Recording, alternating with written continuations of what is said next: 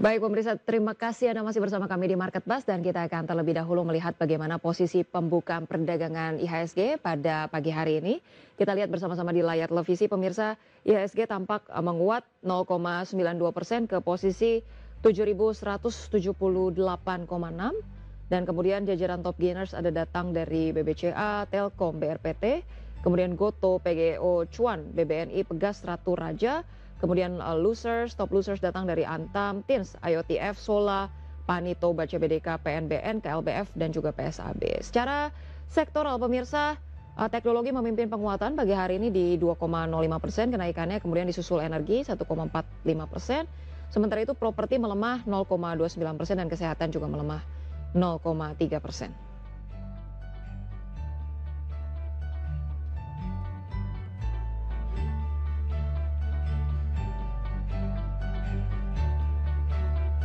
Baik, dan pemirsa kita akan juga melihat saham-saham pilihan pada pagi hari ini. Kita lihat ada 4 saham pilihan di sini datang dari BBCA, kemudian PNLF, kemudian ada Brand dan juga BSDE dengan masing-masing rekomendasi buy.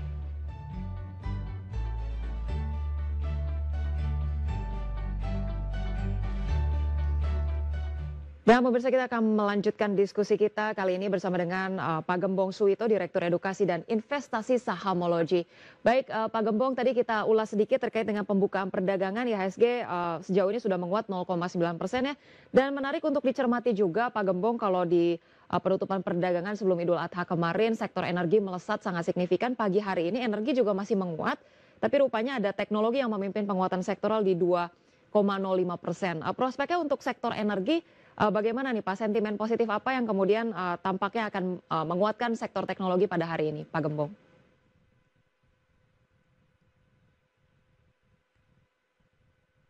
Baik, Pak Gembong masih di mute tampaknya. Oke, kalau kita bicara sektor teknologi, ya kita tadi bahas bahwa terakhir ada isu terkait dengan dan antara masuk dari sisi GoTo. Nah, Baik.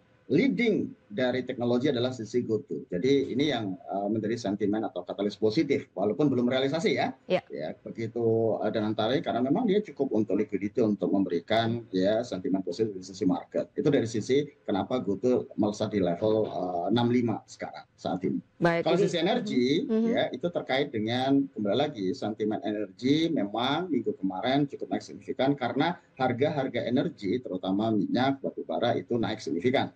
Ya, kalau sekarang koreksi sehat itu wajar. Tetapi ya energi ya tidak akan sekencang 2022, tetapi ya sentimennya sisi masih positif naikkan harga-harganya. Baik, untuk teknologi diperkuat dengan sentimen dari Goto begitu ya, sementara energi masih lanjut menguat tapi waspada profit taking juga. Kalau kita bahas sedikit Pak Gembong, ini ada BRPT pagi hari ini juga masih tampak menguat begitu ya, walaupun kemarin di penutupan perdagangan menguatnya sudah sangat tinggi sekali begitu. Untuk BRPT perkiraannya hari ini sudah waspada profit taking atau masih melanjutkan tren bullish nih Pak Gembong? Nah, ini yang menarik. Kalau minggu kemarin pendekatan dari sektor basic ya, bahan baku salah satunya di grup 2 ya, grup signifikan, grup Salim sama grup Prayogo Pangestu. Nah, biasanya sentimen ketika bicara grup Prayogo Pangestu itu apalagi ini kan mendekati RUPS ya.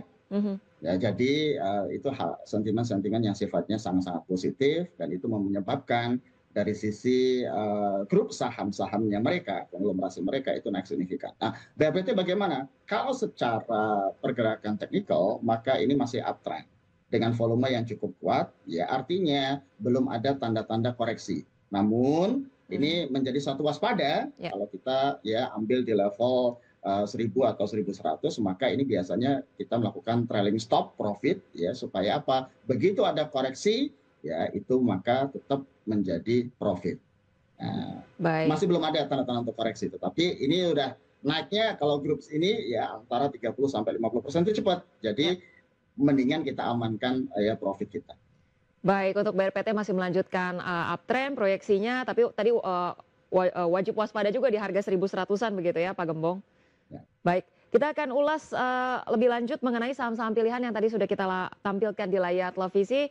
Kita ulas pertama-tama dari BBCA terlebih dahulu nih Pak Gembong, rekomendasinya buy. Untuk BBCA di penutupan perdagangan kemarin ada koreksi untuk hari ini proyeksinya akan seperti apa nih Pak Gembong?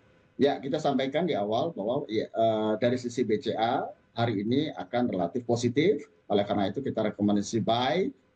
Tadi pagi kita rekomendasi di level 89, 8925, 8950 dengan target profit 9.250. Ini menjadi technical rebound.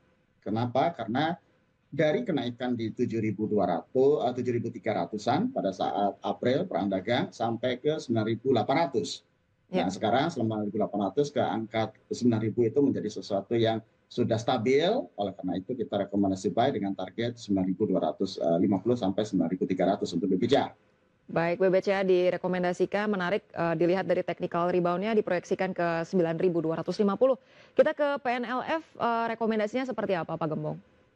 PNLF secara valuasi sungguh menarik, atraktif, under value, tetapi ini memang konglomerasi yang ketika bicara bottomnya di level 280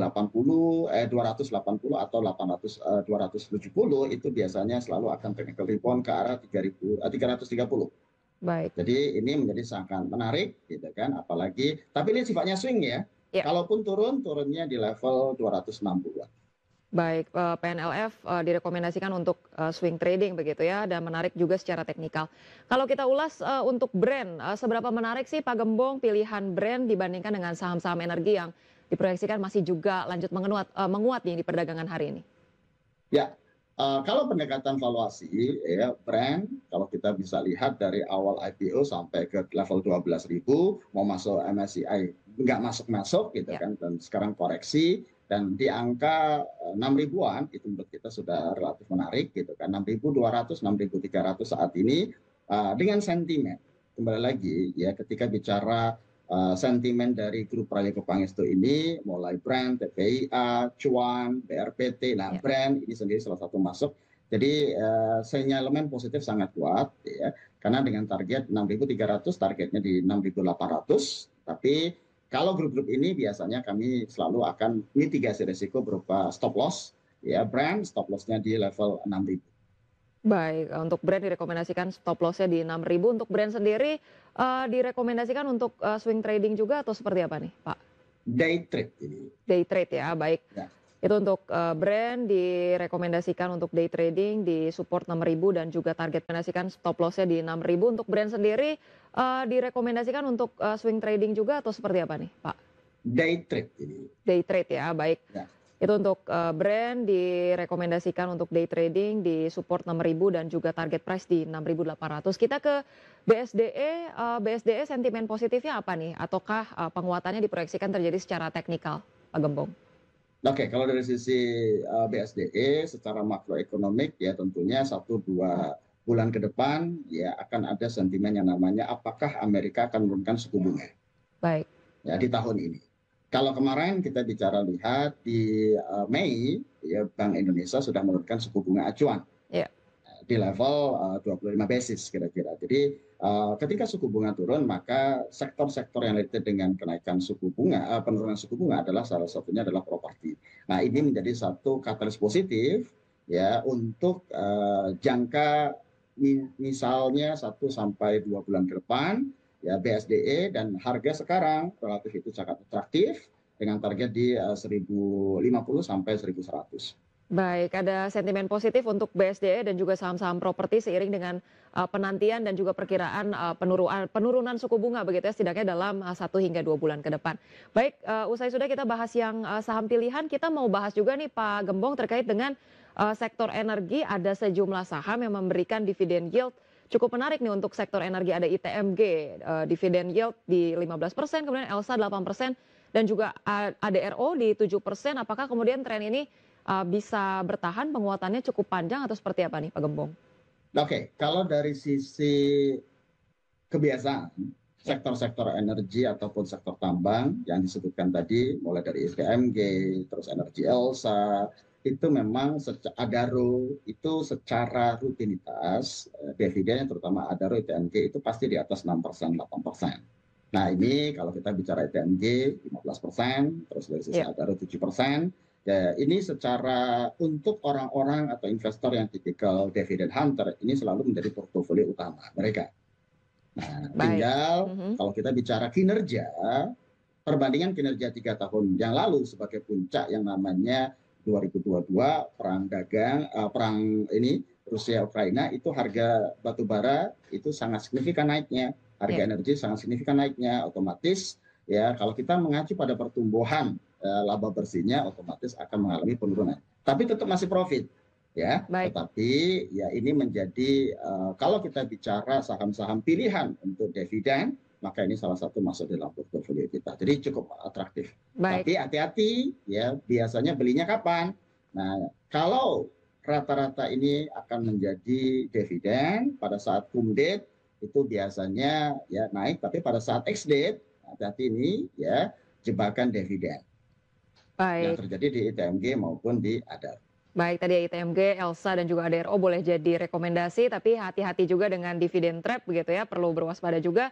Dan tadi kalau kita juga sudah dengarkan bersama menyimak perbincangan dengan Pak Gembong, IHSG sendiri diproyeksikan bergerak bisa ke resistance 7.225 dan kalaupun ada koreksi, koreksinya masih sehat begitu ya, diiringi dengan berbagai sentimen positif dari global dan juga dari tanah air. Terima kasih banyak Pak Gembong Suwito selaku Direktur Edukasi dan Investasi dari Sahamology sudah bergabung bersama kami di Market Buzz. Sehat selalu, sampai jumpa kembali Pak Gembong. Terima kasih, sampai jumpa kembali.